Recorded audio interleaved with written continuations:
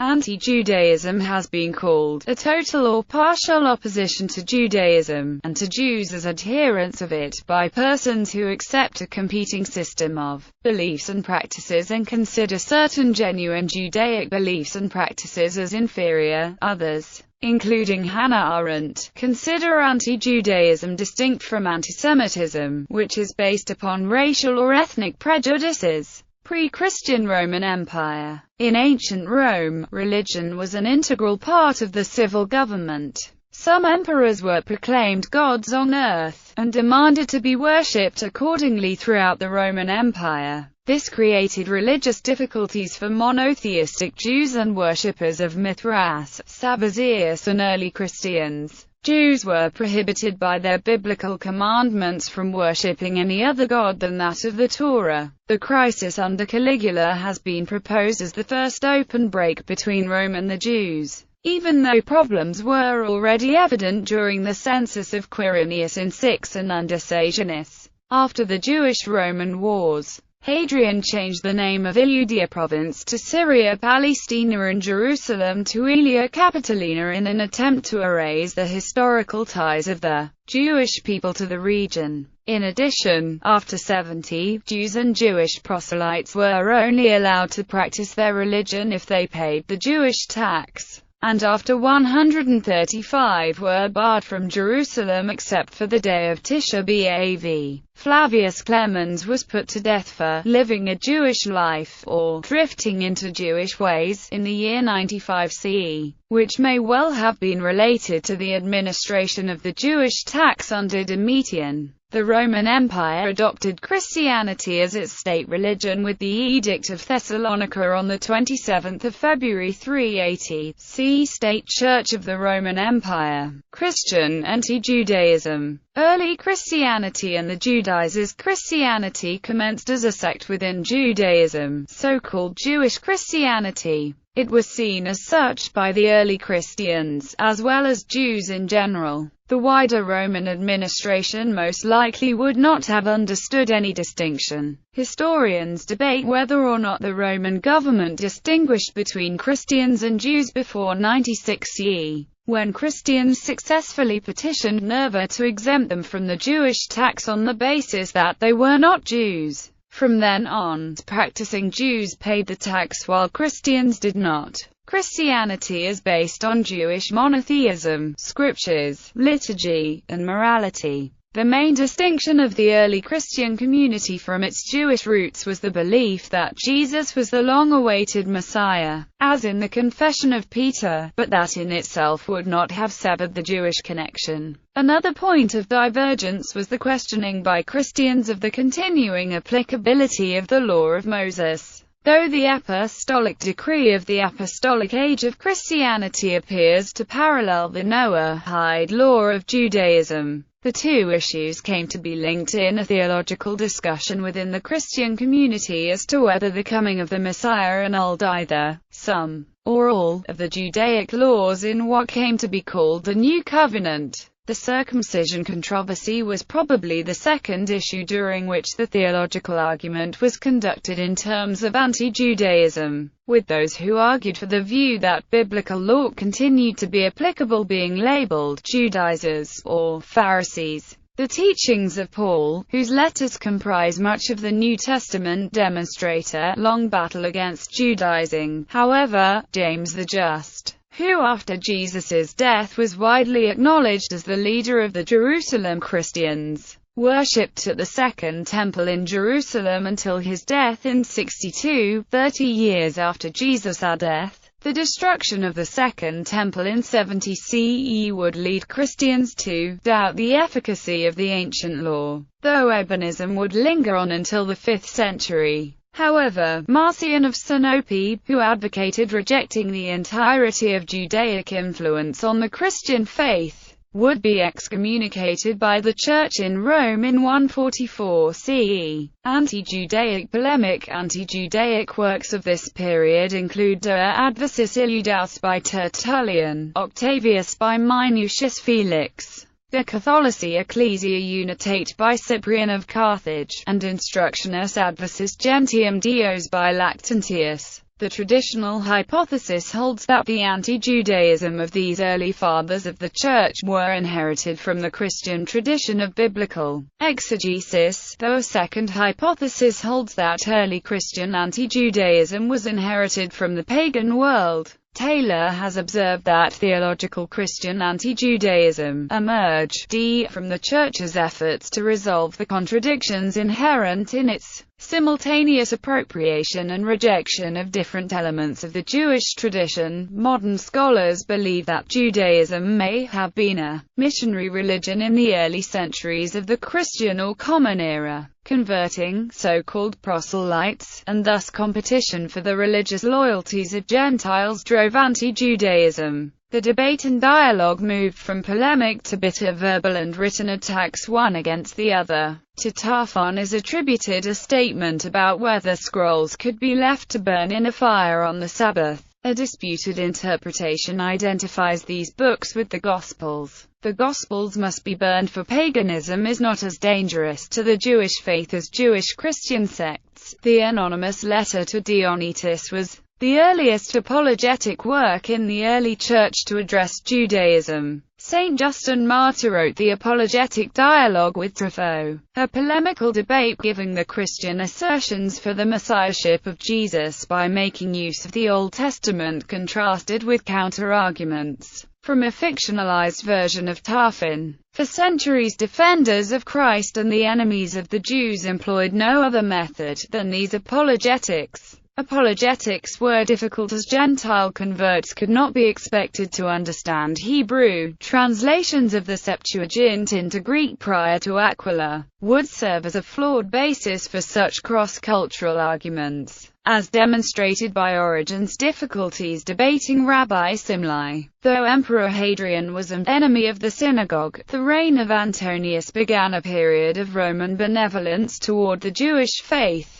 Meanwhile, imperial hostility toward Christianity continued to crystallize. After Decius, the empire was at war with it. An unequal power relationship between Jews and Christians in the context of the Greco-Roman world generated anti-Jewish feelings among the early Christians. Feelings of mutual hatred arose, driven in part by Judaism's legality in the Roman Empire. In Antioch, where the rivalry was most bitter, Jews most likely demanded the execution of Polycarp. From Constantine to the 8th century, when Constantine and Licinius were issuing the Edict of Milan, the influence of Judaism was fading in the land of Israel and seeing a rebirth outside the Roman Empire in Babylonia. By the 3rd century, the Judaizing heresies were nearly extinct in Christianity. After his defeat of Licinius in 323 CE, Constantine showed Christians marked political preference. He repressed Jewish proselytism and forbade Jews from circumcising their slaves. Jews were barred from Jerusalem except on the anniversary of the Second Temple's destruction, and then only after paying a special tax in silver. He also promulgated a law which condemned to the stake Jews who persecuted their apostates by stoning. Christianity became the state religion of the Roman Empire. No sooner was the Church armed than it forgot its most elementary principles and directed the secular arm against its enemies. Animosity existed on both sides, and in 351 the Jews of Palestine revolted against Constantine's son in the Jewish revolt against Constantius Gallus. From the middle of the 5th century, apologetics ceased with Cyril of Alexandria. This form of anti-Judaism had proven futile and often served to strengthen Jewish faith. With Christianity ascendant in the empire, the fathers, the bishops, and the priests who had to contend against the Jews treated them very badly. Hosius in Spain, Pope Sylvester I, Eusebius of Caesarea called them a perverse, dangerous, and criminal sect, while Gregory of Nyssa merely reproaches Jews as infidels. Other teachers are more vehement. St. Augustine labels the Talmudists his falsifiers. St. Ambrose recycled the earlier anti-Christian trope and accuses Jews of despising Roman law. St. Jerome claims Jews were possessed by an impure spirit. St. Cyril of Jerusalem claimed the Jewish patriarchs, or Nasi, were a low race. All these theological and polemical attacks combined in St. John Chrysostom's 6 sermons delivered at Antioch. Chrysostom, an archbishop of Constantinople, is very negative in his treatment of Judaism, though much more hyperbolic in expression. While St. Justin's dialogue is a philosophical treatise, St. Chrysostom's homilies against the Jews are a more informal and rhetorically forceful set of sermons preached in church, delivered while Chrysostom was still a priest in Antioch. His homilies deliver a scathing critique of Jewish religious and civil life, warning Christians not to have any contact with Judaism or the synagogue and to keep away from the rival religions' festivals. There are legions of theologians, historians and writers who write about the Jews the same as Chrysostom. Epiphanius, Diodorus of Tarsus, Theodore of Mopsuestia, Theodoret of Cyprus, Cosmas Indicuplistis, Athanasius the Sinite among the Greeks, Hilarius of Poitiers, Prudentius, Paulus Orosius, Sulpicius Severus, Gennadius, Venantius Fortunatus, Isidore of Seville, among the Latins, from the 4th to 7th centuries, while the bishops opposed Judaism in writing. The empire enacted a variety of civil laws against Jews, such as forbidding them from holding public office, and an oppressive curial tax. Laws were enacted to harass their free observance of religion. Justinian went so far as to enact a law against Jewish daily prayers. Both Christians and Jews engaged in recorded mob violence in the waning days of the empire. Through this period Jewish revolts continued. During the Byzantine-Sasanian War of 602 to 628 many Jews sided against the Byzantine Empire in the Jewish revolt against Heraclius, which successfully assisted the invading Persian Sassanids in conquering all of Roman Egypt and Syria. In reaction to this, further anti-Jewish measures were enacted throughout the Byzantine realm and as far away as Merovingian France. Soon thereafter, 634, the Muslim conquest began, during which many Jews initially rose up again against their Byzantine rulers. The pattern wherein Jews were relatively free under pagan rulers until the Christian conversion of the leadership, as seen with Constantine, would be repeated in the lands beyond the now collapsed Roman Empire. Sigismund of Burgundy enacted laws against Jews after coming to the throne after his conversion in 514, likewise after the conversion of Reched, king of the Visigoths, in 589, which would have lasting effect when codified by Reces Uint in the Visigothic Code of Law. This code inspired Jews to aid Tariq ibn Ziyad in his overthrow of Roderick, and under the Moors, Jews regained their usurped religious freedoms. After the 8th century, beginning with the 8th century, legislation against heresies grew more severe. The Church, once confining itself to only the powers of canon law, increasingly appealed to secular powers. Heretics such as the Vaudois, Albigenses, Begghards, Apostolic Brothers, and Luciferians were thus treated with cruelty, which culminated in the 13th century establishment of the Inquisition by Pope Innocent III.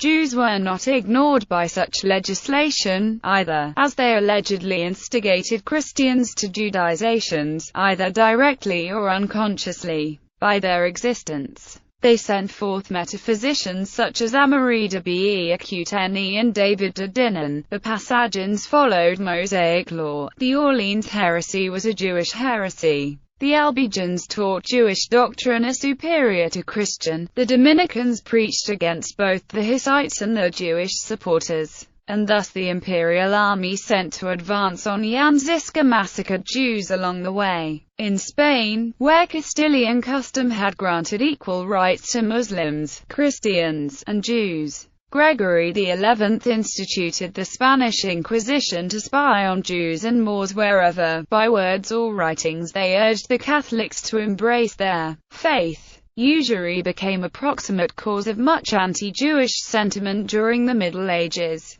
In Italy and later Poland and Germany, John of Capistrano stirred up the poor against the usury of the Jews. Bernardinus of Feltre, aided by the practical notion of establishing Monte Pie acute te acutes, called for the expulsion of Jews all over Italy and Tyrol and caused the massacre of the Jews at Trent. Kings, nobles, and bishops discouraged this behavior, protecting Jews from the monk Radolfer in Germany and countering the preachings of Bernardinus in Italy. These reactions were from knowing the history of mobs incited against Jews, continuing attacks against their rich co-religionists. Anti-Judaism was a dynamic in the early Spanish colonies in the Americas, where Europeans used anti-Judaic memes and forms of thinking against native and African peoples, in effect transferring anti-Judaism onto other peoples. The Church kept to its theological anti-Judaism in favoring the mighty and rich, was careful not to encourage the passions of the people. But while it sometimes interfered on behalf of the Jews when they were the objects of mob fury, it was at the same time fueled the fury by combating Judaism. In the Reformation, Martin Luther has been accused of anti-Semitism, primarily in relation to his statements about Jews in his book On the Jews and Their Lies, which describes the Jews in extremely harsh terms, excoriating them, and providing detailed recommendation for a pogrom against them and their permanent oppression or expulsion. According to Paul Johnson, it may be termed the first work of modern anti-Semitism, and a giant step forward on the road to the Holocaust. In contrast, Roland Bainton, noted church historian and Luther biographer, wrote, "One could wish that Luther had died before ever this tract was written." His position was entirely religious and in no respect racial. Peter Martyr Vermigli, a shaper of Reformed Protestantism, took pains to maintain the contradiction, going back to Paul of Tarsus, of Jews being both enemy and friend, writing, "The Jews are not odious to God for the very reason they are Jews, for how could this have happened since they were embellished with so many great gifts?" Contrasted with anti-Semitism, the question of the relation of traditional Christian anti-Judaism and modern anti-Semitism has ignited explosive debates among scholars. Whereas, according to historian Gavin Langmuir, anti-Judaism is concerned with exaggerated accusations against Jews which nonetheless contain a particle of truth or evidence. Anti-Semitism reaches beyond unusual general inferences and is concerned with false suppositions. Thus Langmuir considers the labeling of Jews as Christ killers as anti-Judaic accusations of well poisoning. On the other hand, he regards as anti-Semitic. In his view, anti-Judaism and anti-Semitism have existed side by side from the 12th century onwards and have strengthened each other ever since. The blood libel is another example of anti-Semitism, though it is based in distorted notions of Judaism. Anti-Judaism is also often distinguished from anti-Semitism based upon racial or ethnic grounds. The dividing line was the possibility of effective conversion. A Jew ceased to be a Jew upon baptism. However, with racial anti-Semitism, now the assimilated Jew was still a Jew, even after baptism. From the Enlightenment onward, it is no longer possible to draw clear lines of distinction between religious and racial forms of hostility towards Jews. Once Jews have been emancipated and secular thinking makes its appearance without leaving behind the old Christian hostility towards Jews, the new term antisemitism becomes almost unavoidable. Even before explicitly racist doctrines appear, at several points in the history of Christianity, Chrysostom's and Luther's writings have been used to justify antisemitism. Islamic anti-Judaism. A prominent place in the Quranic polemic against the Jews is given to the conception of the religion of Abraham. The Quran presents Muslims as neither Jews nor Christians but followers of Abraham, who was in a physical sense the father of the Jews and the Arabs. and lived before the revelation of Torah. In order to show that the religion practiced by the Jews is not the pure religion of Abraham, the Quran mentions the incident of worshipping of the calf, argues that Jews do not believe in part of the revelation given to them, and that their taking of usury shows their worldliness and disobedience of God. Furthermore, the Quran claims they attribute to God what he has not revealed. In his polemic against Judaism, Ibn Hazm provided a polemical list of what he considered chronological and geographical inaccuracies and contradictions, theological impossibilities, as well as lack of reliable transmission of the text.